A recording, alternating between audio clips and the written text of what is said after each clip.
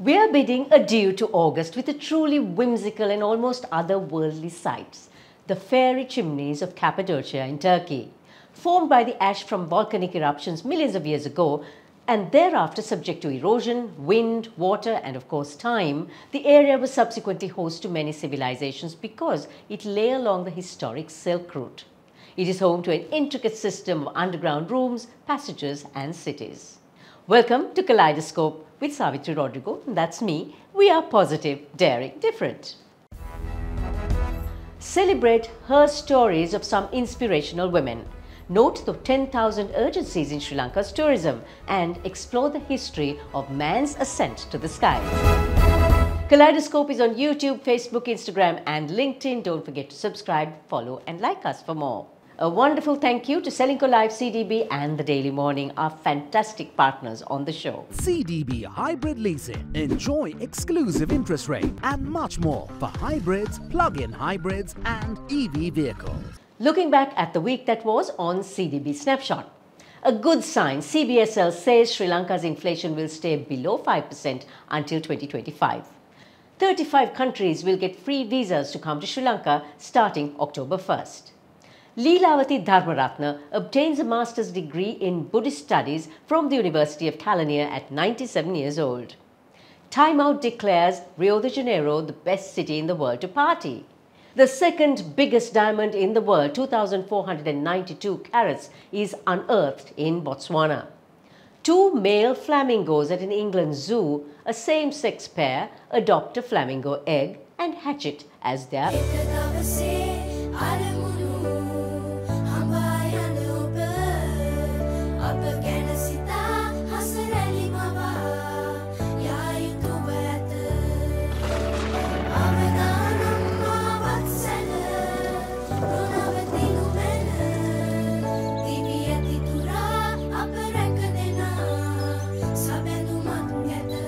You focus on your goals. We will take care of the risks. Srilanka Life.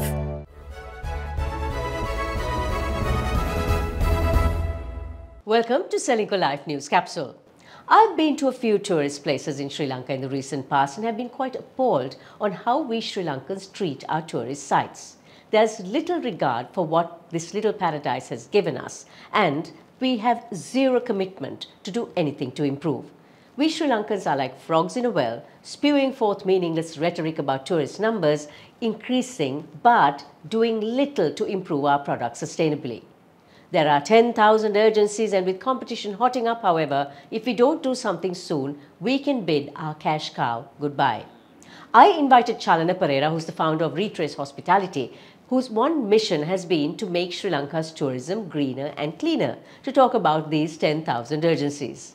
What would you say are the 10,000 urgencies facing the tourism industry today? We can summarize the many urgencies. I'm not sure if it's 10,000, but the multitude of urgencies in quite a simple form. I think with regards to Sri Lanka tourism, currently we need to focus on protecting the island and all of its resources, including human resources, ahead of promoting it, or managing Sri Lanka ahead of marketing it. And I think that's really the key here. What does that entail for the public sector and the private sector, so the business community and the state, is it's really looking at understanding the value of the resources we have. Number one, that's the natural capital, the natural assets, getting a solid understanding of the valuation of those assets. Thereafter, you can determine how best to manage those destinations, looking at identifying carrying capacities at a micro destination level. We can look at a carrying capacity at a national level, and several studies have been done, but now it's focusing on the micro destination level. So there's an urgency on actually applying moratoria to stop building new accommodation in places like Kandy, in places like Central Nurelia, in places surrounding Yala National Park. Several other examples where you, first of all, prevent the development of accommodation that will then manage the flows of tourism footfall and actually help uplift the quality of the existing stock. That's one of the multiple urgencies, that when you start with that culture of discipline, then there's an appreciation of value and how to focus on value over volume, or quality over quantity. That's really the crux of the urgency that we have. And then the human resources factor will be supported by that as well. Right now, anecdotal evidence suggests 1 in 2 of the employees in the sector in Sri Lanka, if had the opportunity or given the opportunity, will look to migrate, will look to leave, purely because of the cost of living. And if we have people who are leaving, but then we are trying to tell people to come visit, we've got the formula fundamentally wrong. But we also have competition, may not be with the same product, but there is competition and they're doing very well. What are we doing wrong? I think it's also about looking at it differently and not looking at, okay, who does Sri Lanka compete against, but rather the fact that we are an independent island. We have had a very strong identity, but post-1960s, 70s, when tourism started to develop post-independence and the economy opened up, we started to think of tourism as a marketable commodity and tried to then replicate that of either Thailand or Malaysia or Singapore or Dubai, or we've always had this positioning and identity crisis. So it's not about trying to emulate what is being done in other places, but it's trying to reinforce what is unique to us. And really, we have a culture of people who like to be proud about being Sri Lankan, but that's not being demonstrated in our product in tourism and how we manage the destinations. And there are some excellent examples that have been operating in Sri Lanka for 30, 40 years of locally homegrown products and experiences, accommodation, food concepts, wellness retreats, multiple that have existed way before the tourism development boom. I think we need to go back to our roots and to our core, and from a business perspective, that will become a very profitable model as well.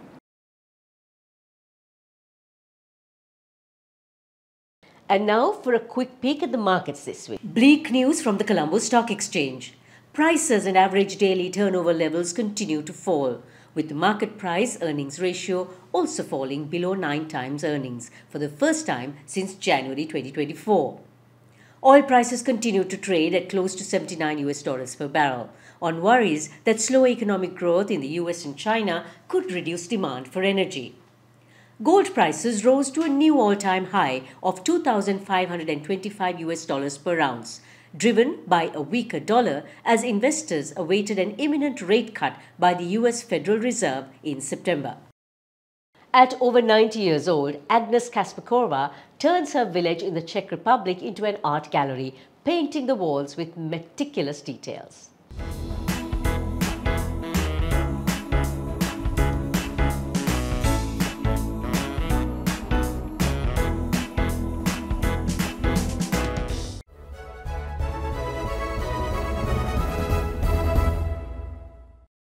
Sri Lankan women carry a heavy load and most often are physically and psychologically burdened.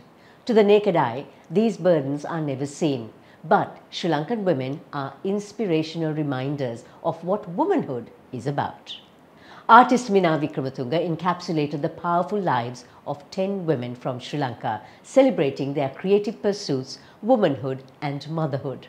A self-taught artist and an ambassador for the Fearless Collective, Minal archived their stories using the art of batik. We chatted with her at Barefoot, where the exhibition was held. Now, you were inspired by the words of Dr. Rajani Thiranagama, strong heart, strong head, strong emotions, to delve into the stories of these 10 women. Why? Yeah, I found her words incredibly inspiring.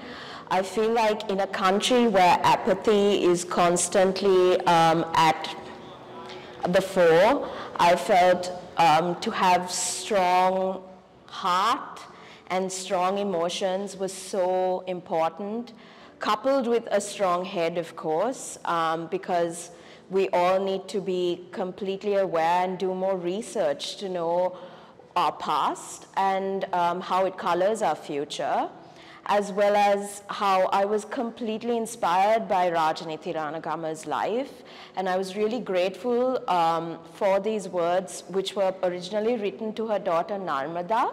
And she was so kind to let me use them for the title of my show. Now, these women are from diverse genres. What made you choose them? The different genres that I have broadly can be broken into two large arcs, one being the arts and the creative field, as well as the fact that I grew up in a family of journalists, and that would be the second, I guess, broad umbrella of the kind of women that I've spotlighted, who do come from a background of human rights, justice, and peace. And for those reasons, for my personal upbringing as an artist, as a person who's been brought up by a family of media workers and journalists, I was really inspired by these women. So was there a common thread that bound these women to your narrative?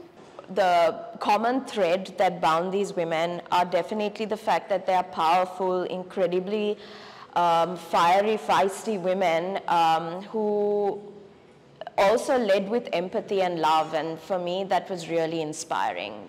So what were some of the revelations you came across while doing your research? I had several pinch me, almost magical realism moments.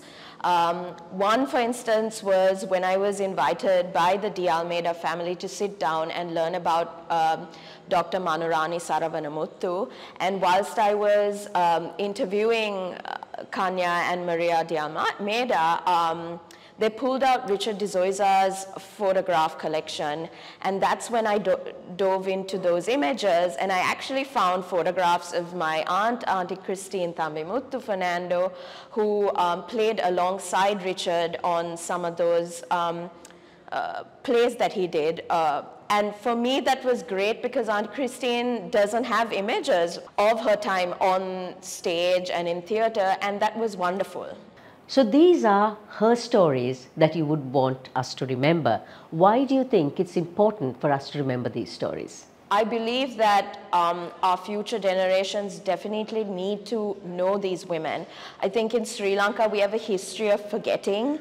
There's a history of us constantly having amnesia and forgetting our past, forgetting especially the women who always get overshadowed. And I wanted to bring these women to the foreground, to remember them, to remember their search for justice, as well as the incredible work they've done in the creative fields that have paved the path for so many more women to earn a living, a sustenance, as well as to grow our creative industries as a country. Strong heart, strong head, strong emotions aptly describes the women of Sri Lanka. Thank you, Meenal, for highlighting these women, these inspirational women, and adding a renaissance to their stories so that they will never be forgotten.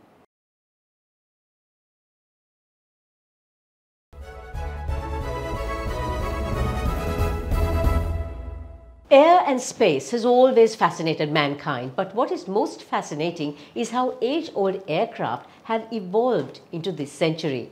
We visited the National Air and Space Museum at the Stephen F. Udvar-Hazy Center in Washington, D.C. and were completely in awe. Walk into the spectacular sights of hundreds of aircraft on display, some as early as the Wright brothers' collections, as well as the Horton brothers' swept-wing aircraft of 1933 taking center stage. Then there's the sleekly beautiful Lockheed SR-71 Blackbird, narrating the story of Cold War aviation.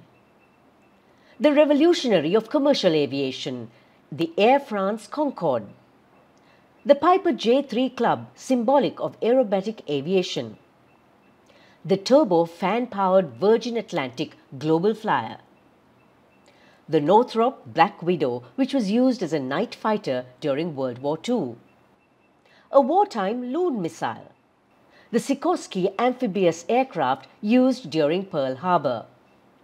And the Boeing aviation hangar for a glimpse of World War II aviation, and the Boeing B-29 Superfortress Enola Gay taking the spotlight.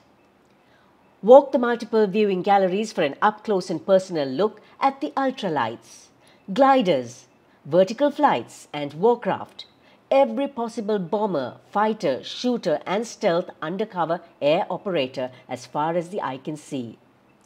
And if space is your thing, in the space hangar among rockets, missiles and satellites is the Space Shuttle Discovery. Jump into a simulator to get a look and feel of air and space. And don't forget to take a look at the world's smallest airplane. Well, here's wishing you that this weekend brings you opportunities to soar. We'll catch you next week.